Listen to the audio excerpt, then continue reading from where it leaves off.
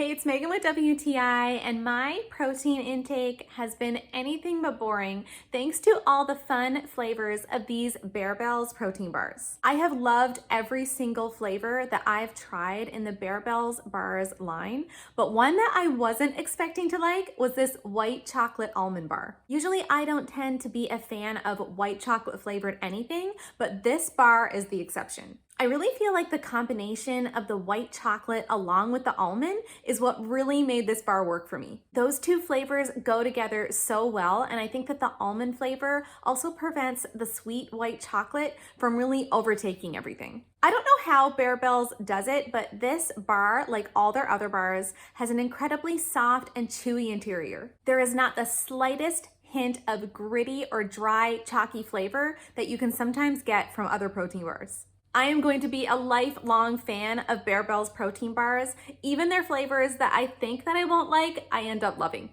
And that's my point of view.